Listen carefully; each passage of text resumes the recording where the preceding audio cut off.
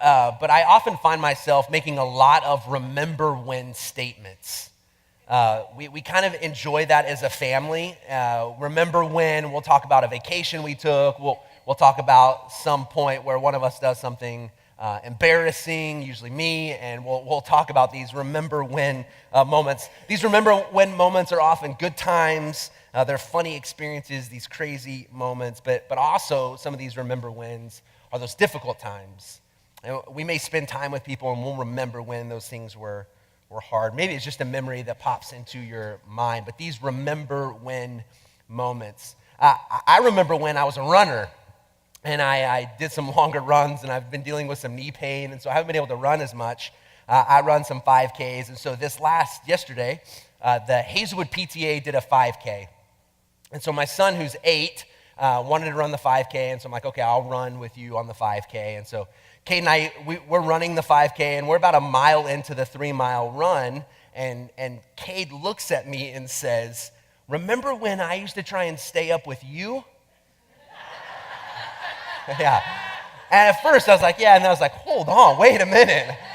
I was like, I'll leave you right now, and you'll be running this on your own. But this remember when moment, sometimes those remember when moments are defining moments in our life. Meaning it changed the trajectory of our life. That our future looked different because of what happened or what we experienced. They've changed us. And so sometimes those remember when moments are defining moments.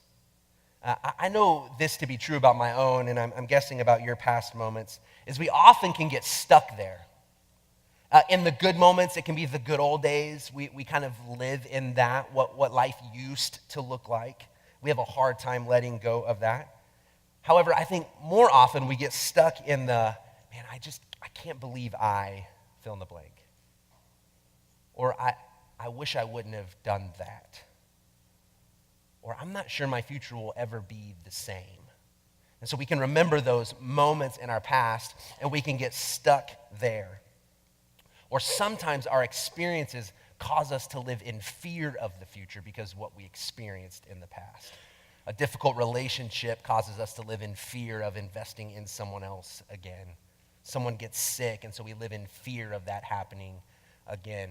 We went to the Valley of Flowers yesterday and to the carnival, and there's one ride at the carnival I beg my daughter specifically not to ride. I don't know if you've seen it. It's called the Extreme Ride. Here's a picture of it. I'm not sure why anyone would ride it, but about 2 years ago in Ohio, this exact ride had an accident.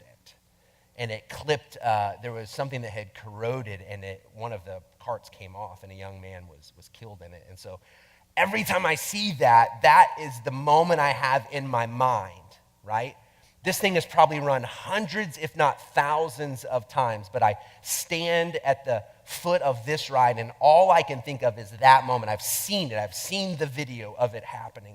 And so I've begged my daughter, you can ride anything else, just don't ride that ride. I live in fear of what could happen. I begin to create my own story of the future, right? And so we can often do that in our lives. We have these moments in our past, and it begins to make us wonder, well, can my future look different because of what I have experienced? Last week, we started the series Defining Moments, and we're looking at the 40 days after Jesus' resurrection. Easter is great. We celebrate what happens on Good Friday and Easter, but then there's this period where Jesus comes back for about 40 days, appears to about 500 people on like 12 occasions. And these are some defining moments for those people, but I also think they're defining moments for us. I think they're defining moments, as I shared last week, for the church. Last week, we looked at Thomas and how Thomas doubted that Jesus really was alive. And in that doubt, he just said, I have to see it for myself. And so he finally sees it for himself, and everything changes for Thomas. Right? And we talked about how we don't have to be afraid of our doubt. Let's confront our doubts. Let's create a space where it's okay to say, I'm unsure of what Christianity is all about, or I don't understand this about God. We're going to have a place where it's okay to say that we don't have to know everything. That I told you one of the best things you can say is, I don't know. I don't know. And so Thomas's life was changed because of this moment that he has with Jesus. And we're going to look at another encounter. So we've had kind of two encounters Jesus appears to his disciples. Thomas isn't there. Thomas is left out in that moment, and that's why he says, I have to see it for myself. Thomas then sees Jesus, so we have the second appearance of Jesus, and then we have this third one that happens. I'm going to read John 20, the end of John 20, but our scripture today is going to be John 21. If you don't own a Bible, there's a red Bible around you somewhere. You can have that Bible. That's our gift to you. But the end of John 20, it says this: Jesus did many other miraculous signs in the presence of his disciples, which are not recorded in this book. But these are written that you may believe that Jesus is the Christ, the Son of God, and that by believing you may have life in his name. And you feel like reading that, close the book, the story is over. Like that is a great ending to the life of Jesus. However, there's more. It kind of feels like it's one of those, like a bonus scene at the end of a movie. I don't know if anyone else sits through all the credits just in case there's like a 20-second clip that points to the next movie, right? You wait for that. This is what this feels like. Like the book is going to close and then it reopens and there's another defining moment that happens for a guy named Peter. So we're going to look at this, John 21, 1 through 14 first. I'll read that. And then I'll come back and do some teaching and break that down. It says this: Afterward, Jesus appeared again to his disciples by the Sea of Tiberias. It happened this way: Simon Peter, Thomas, called Didymus, who we heard about last week, Nathanael from Cana in Galilee, the sons of Zebedee, and two other disciples were together. Just real quick, I always think it's funny when I read stuff like this. It almost feels like there's this list of importance, and I feel sorry for the guys at the end, right? You have these names, where they're from, who their fathers are, and then there's just these two other guys who happen to be there also. Okay, that's just me. Verse 3 says this: I'm going out to fish, Simon Peter told them, and they said, we'll go with you. So they went out and got into the boat, but that night they caught nothing. Early in the morning, Jesus stood on the shore, but the disciples did not realize that it was Jesus. And he called out to them, friends, haven't you any fish? No, they answered. He said, throw your net on the right side of the boat and you will find some. When they did, they were unable to haul the net in because of the large number of fish. Then the disciples whom Jesus loved said to Peter, it is the Lord. As soon as Simon Peter heard him say, it is the Lord, he wrapped his outer garment around him, for he had taken it off, and jumped into the water.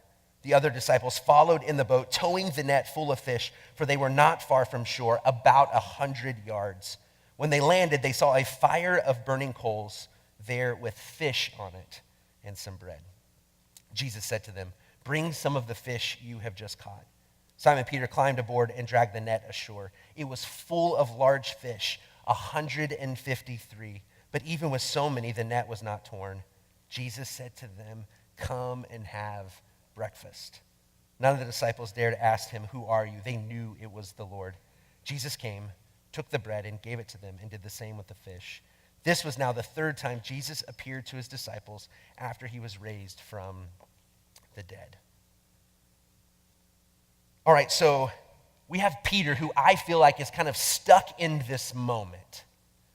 Peter was prominent in the Gospels, the story of Jesus. Peter was kind of one of the main characters. We see Peter doing all kinds of things. And then we see at the end of Jesus' life, before he goes to a cross, Peter denies even knowing Jesus. Jesus actually tells Peter that you're going to deny me 3 times. And Peter says, there's no way. Jesus tells him, you are. And Peter weeps. Peter weeps over this. Now, he's not with Jesus when he's accused. He's not with Jesus when he's beaten almost to death. He's not with Jesus as Jesus goes to the cross. Really, Peter is nowhere to be found. He's not around. So he's extremely prominent early. We don't see him at the end of Jesus' life. And then as Jesus has come back, there isn't much interaction that we've seen yet. Jesus appears kind of says, hey, I'm really alive. And then Jesus leaves, and we're not sure what happens. We're not sure the timing between Jesus with Thomas and the disciples, and then there's kind of nothing. But Peter is just stuck in this moment. And what I think has happened for Peter is playing in his mind his remember when moment. And for him, he remembers Jesus needing him, wanting him to be with him, and Peter denying even that he knew him.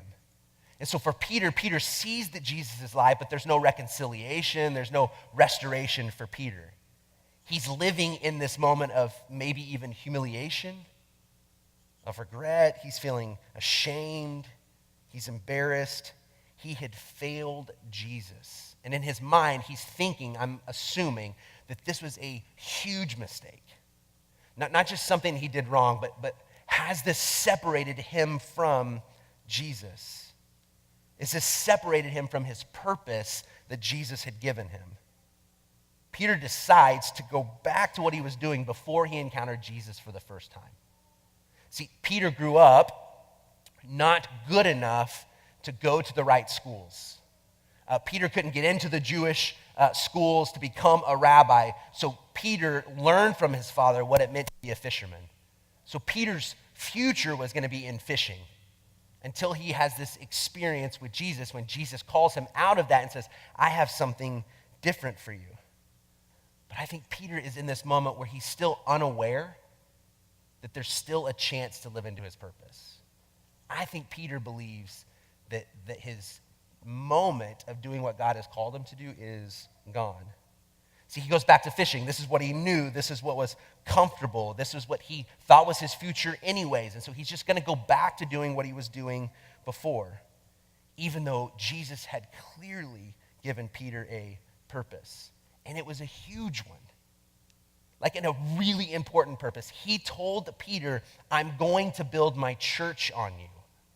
That you are going to be one of the main reasons that the movement that Jesus was starting is going to spread. It is going to be built on you, Peter. And then he says, even the gates of hell will not prevail against it. That's pretty significant. I mean, if that is what Jesus is telling me, I'm thinking, okay, I've got to do everything right from this moment on. But Peter didn't. Peter denied.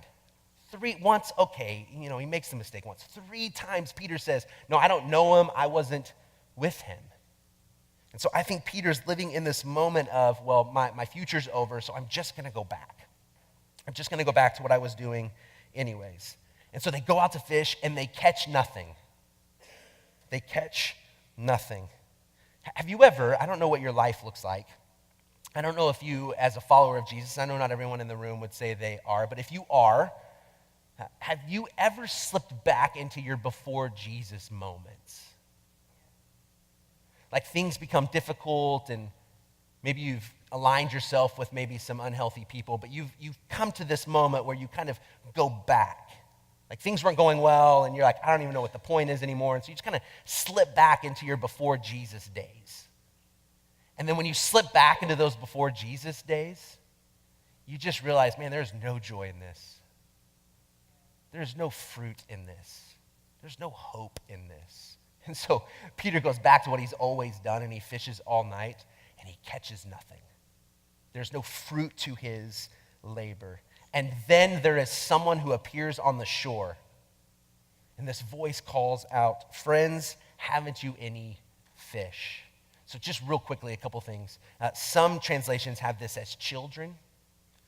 So children or friends, it is a call of adoration to those who are on the boat.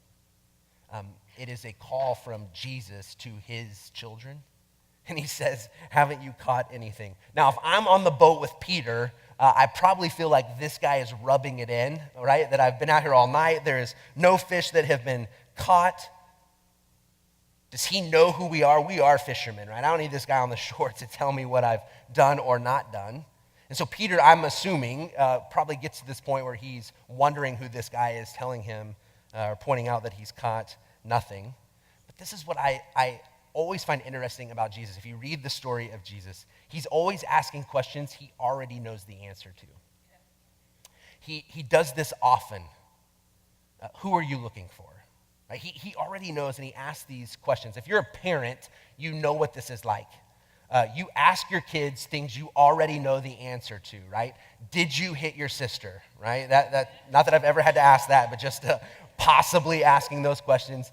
Did you sneak and eat the candy, right? You've already found the wrapper. You've already seen the chocolate on their face, right? And what you're hoping in that moment is that they could just be honest, right? Because what you're wanting for them to do is to begin to reflect of where they're at. To become an honest person in their mind and in their current situation. And I think this is what Jesus is doing with Peter. Peter, have you got anything? And then from there, he instructs them, hey, just try the other side of the boat, right? There's no fish on that side. All the fish are on the other side. What's really interesting is this has already happened once for Peter. In Luke 5, when Jesus first calls Peter to follow him, Peter is fishing. He's having a rough night, and he calls Peter to throw his nets into a different area. And Peter pushes back. He pushes back. And this one, we don't see Peter push back. He says, throw your nets on the other side. And maybe out of desperation, maybe just willing to do whatever it could get him fish, he throws the nets on the other side of the boat, and he catches 153 fish. And immediately it says the one whom Jesus loved, which is John who's writing this. If you've never heard that before, the author of this gospel is John. And so he calls himself the one whom Jesus loved when he writes, which is honestly is one of the most brilliant things in the scriptures that I often read, is how he sees himself as the one whom Jesus loves. Side note. But so John says, it's the Lord. This is Jesus. Jesus is standing on the shore. And then you see Peter do something radical. Peter jumps out of the boat. Now, in my mind, I'm guessing the boat could have got to the shore before Jesus could have swam to the shore. But in this moment, Peter's like, I'm not waiting on anybody else. I'm not waiting for someone else to get me to Jesus. I'm doing it in my own power and my own strength. I'm getting to Jesus now. And in this moment, he wants to be near to the one he had walked away from. So I think Peter simply, maybe for the most part, just realizes that's who I want to be with. And he swims to him. But maybe there's more. As you read scripture, part of what I do is I read commentaries, and I read different things, and I pray, and I think there was maybe more that's going on for Peter here, because I know there would be more for me. I wonder if in this moment, Peter is trying to prove himself to Jesus. Peter believes that his future is not what it was going to be, because he's messed up too much. And so Peter, maybe in these moments, thinks, I need to show Jesus how much I want to be with him. I need to prove to Jesus can still do it. And so Peter swims the 100 yards roughly to get back to Jesus. And so I wonder if Peter, in his brokenness and in his regret, his defining moment when he remembers that he hasn't done so well lately, that he'll just work himself back to Jesus. So even it says that the fish, when Jesus says to go get the fish, I can see Peter pushing the other disciples away, and he goes and gets the net of fish, 153, and he alone drags them back up to Jesus. But this is what I love. When Peter makes it to the shore, Jesus doesn't need his fish. He doesn't need anything that Peter's bringing to him. He gets to the shore, to this fire where fish is already cooking. It's great, Peter, that you swam all this way. It's great, Peter, that you've caught all these fish and you've brought them to me. I don't need it. I just need you. And then there's this invitation. Would you just come and have breakfast with me? Would you just come and be with me? This is so significant in the scriptures, and I think in our lives as well. There is something powerful to have a meal with someone. When you invite someone into your home, you're saying, I want to be with you. It is a sign of saying, I want friendship with you. And I would encourage you, just as this could be an action plan, would you just have meals with people? You don't have to have a beautiful home or a great home. You don't have to be a good cook. Just call someone else and have them cook for you. Just invite people into your home. invite people to have a meal with you. There's something that happens. And in the scriptures, this was extremely significant. So much so when Jesus would have a meal with people, the wrong people, he was called a glutton and a drunkard. Because this is who Jesus was spending time with. This is who Jesus wanted to be with. And so in this moment, Jesus says, look, Peter, I know what you did. I know you abandoned me. I know you didn't want to even admit that you knew me or that you were with me. Would you just come and have breakfast with me? It is this invitation to Peter just back into relationship with Jesus. I mean, Peter's history has not always been great. Right? There's a moment where Peter says, look, how often do I have to forgive someone? How about 7 times? Jesus, look how good I am. I'm going to forgive him 7 times. Isn't that great? And Jesus says, no, really, you should forgive 70 times 7. You should always be forgiving. And I wonder for Peter in that moment, he's like, I thought I was doing good. And Jesus is calling me to more. And then Jesus wants to wash his feet. And Peter's like, there is absolutely no way that you'll wash my feet. And Jesus says, if I don't wash your feet, you can have no part of me. Even when Jesus is being arrested, Peter is with him in that moment. And Peter grabs a sword and cuts the ear off of the soldier. And he gets kind of called out by Jesus, and Jesus heals the soldier. So we see this relationship where Peter just seems like he's just trying to figure it out. And then trying to figure it all out and trying to work himself always to God, back into relationship with Jesus. Jesus just simply says, would you just come and have breakfast with me? He doesn't need anything from Peter. He just wants Peter. I think maybe sometimes we find ourselves in this moment. I think we believe God loves us. If you don't, I hope that maybe that's the only thing you'll take away this morning, is I believe that God, as a good father, deeply loves you. He knows you fully and loves you completely, right? And so I think a lot of us have settled into that, and we believe that he loves us. I think a lot of us even believe that he forgives us. Right? He forgives us. We've done wrong. We go to Jesus. We ask for forgiveness, and he forgives us. We even think maybe he has something for our life, that maybe he has a purpose for us. However, when we've messed up, when we've failed, or circumstances change, someone else does something, I think that third one is the one that we often lose. God loves me. He forgives me, but man, I've missed it. I missed that opportunity. I missed the chance of what God had for me. And we live in this moment of he loves me, he forgives me, but now I've just got to kind of do things on my own. And so in that moment, we're continually trying to work ourselves back to him. And so in the beginning, grace was enough, but we're not sure grace will sustain us through those difficult times. Through those moments where we're searching what our purpose could be. I'm not sure we always believe grace is still available there. But we see in this story, and what I see in our own story, is that Jesus is just giving an invitation to us to come and to come again. See, this was the invitation to Peter in the beginning. Just come and follow me. Just come and be with me. The invitation hasn't changed for Peter. Even though Peter has changed, even though Peter has made some decisions that aren't good, the invitation is still there to follow him. And so it could end here, right? What a beautiful scene of Jesus calling Peter to come back and have this breakfast with him, and the book could close and the credits could run, but we have a second bonus scene. We have a second post-credits moment. John 21, 15 through 18. It says this, when they had finished eating, Jesus said to Simon Peter, Simon, son of John, do you truly love me more than these? Yes, Lord, he said, you know that I love you. Jesus said, feed my lambs. Again, Jesus said, Simon, son of John, do you truly love me?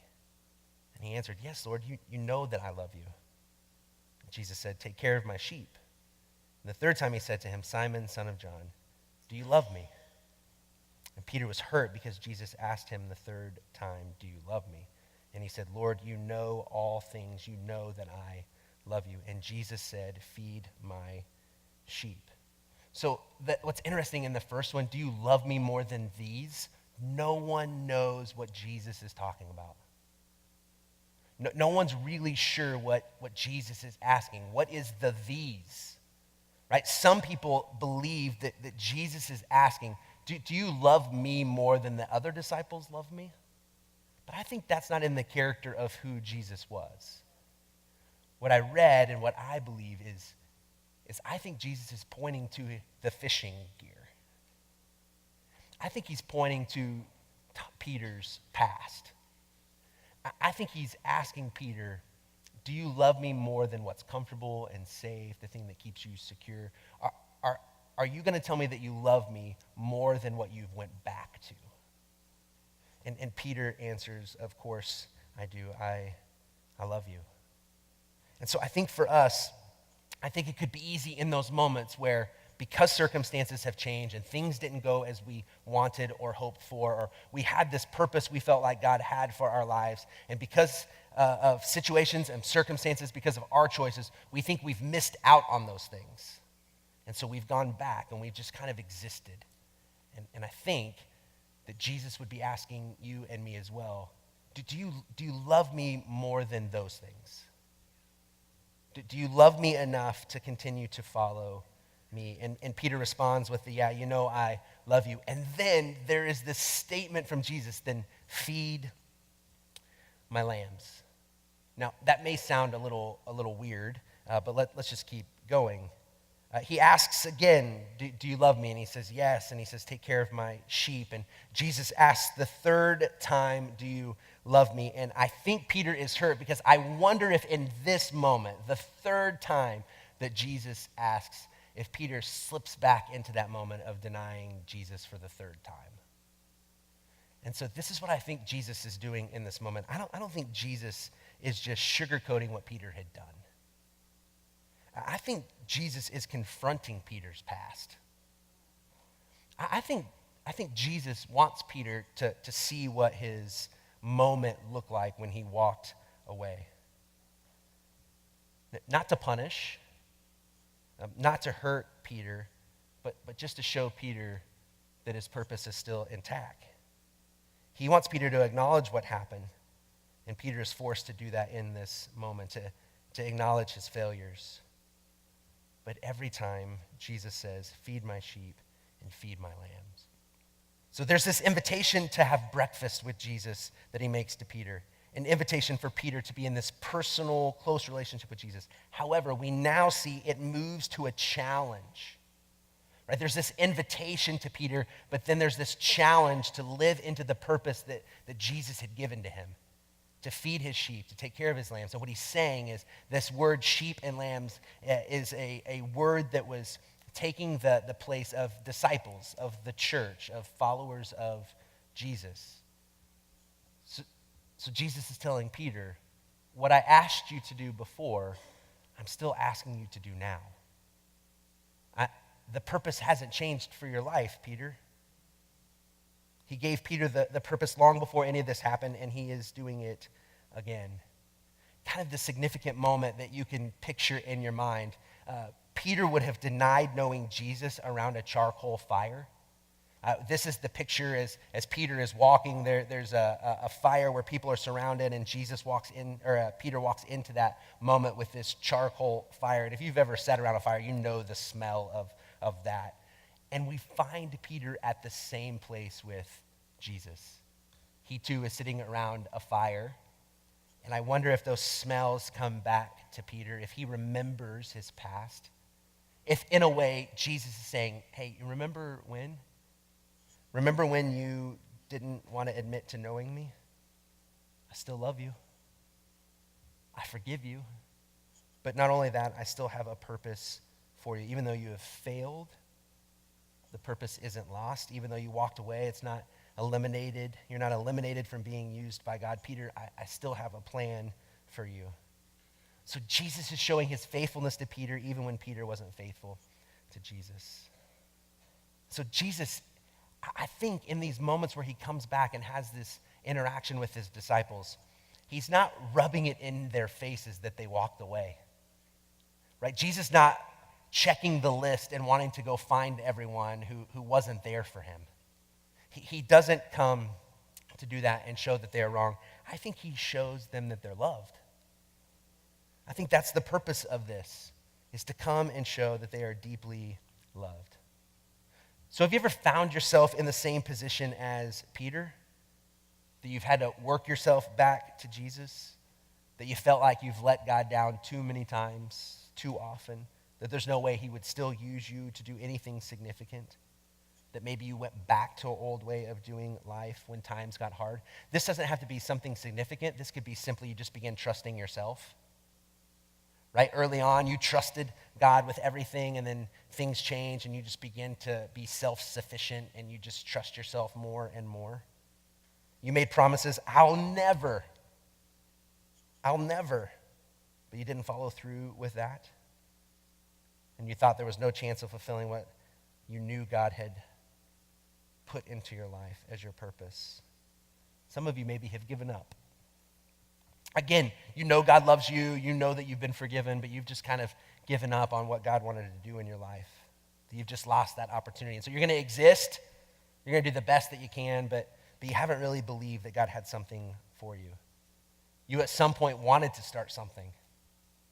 You had a desire to start something for the community, for the church, for your family, for someone in need, but then something happened. You wanted to volunteer somewhere, and in the busyness of life, and you feel like maybe I'm not good enough, or could I really help anyone there? And so you just feel like maybe that's not a part of your purpose anymore. Or where you work, you just feel like there's no purpose to it. It's just a paycheck. I'll just go and put my hours in, but I'm not getting anything from it. And sometimes there's things that aren't your fault. Right? Someone else did something, circumstances, situations. You were headed in the right direction, and then kind of the feeling of the rug being pulled out from underneath you, and what you knew you were supposed to do, you just think, I can't do that now. And so you've given up on something. Can I just encourage you? He loves you, forgives you, and you have purpose to your life. And so what are you doing, or why are you doing what you do? Right? When you went in to teach, there was a purpose to it. You knew that God called you into that, and you were doing it on purpose. And things have gotten tough, and things haven't worked like you wanted, and so now you're just doing it because that's what you've always done. You have purpose there, or starting a business, or maybe you work in the health field or construction, or you are a homemaker. What is it? There's probably something that God has put on your heart, and for some reason maybe you've walked away believing that that's not a part of your purpose anymore. And I just want to challenge you. I just want to challenge you that I think Jesus would stand before you and invite you to breakfast, but also challenge you to what he's called you to do. So you may be tempted to solely depend on your own actions, tempted to go back before Jesus when things get hard. Maybe you'll be tempted to prove your worth to God, or maybe you'll be tempted to just exist and not live into what God has for you. But I don't think that's what God wants. I think the defining moment for all of us is to sit in this place where we understand that God is inviting us. He's inviting us into something more, but he's also challenging us. It's an invitation into relationship, but it's a challenge to live on purpose. That you are gifted and talented. God has created you for a reason. And then it is part of our responsibility to begin to flesh out what that looks like. And to ask God, what is the purpose of all of this? What do you want me to do? What does it look like for me to love you and to love people in everything? Well, Greg's going to come, and we're going to close with our final song. There's a guy named Foster is his last name. He's an author. And in his book, he talks about unleashing the power of second chances. I just want to encourage you today as we close that I believe that God is the God of second chances. If you read in the Gospels, there's a story where there is a lost sheep and a lost coin and a lost son. Really, the story is about how all three of those things are valued in the eyes of their owner, and how the owner will do all they can to find them. You are deeply loved. You are deeply loved by God, and there is nothing you have done that could separate you from that love. And I believe there's nothing that you have done that could separate you from the purpose that he has for your life. Would you stand as I pray? God, thanks for today. Thanks for the challenge that you put on our lives. Lord, it's not always easy. Sometimes it's difficult to figure out what you've called us to do, and I know for myself that there's times where I feel like I've missed something because I have made poor decisions. So, God, would you encourage us today? Would you help us to believe that you are inviting us into this relationship, but you also are challenging us? You've called us to something. I believe there are a few people in this room today who have something on their heart or their mind that they know that you've asked them to do. They thought they've missed that opportunity, and I pray that today as they walk out of this place, that they be re-energized, that they would believe that that promise isn't just something in their past, but it's something that you've called them to. Would you help us to see that? Thank you for your love in our lives. I pray that you'd use us. I pray in Jesus' name. Amen.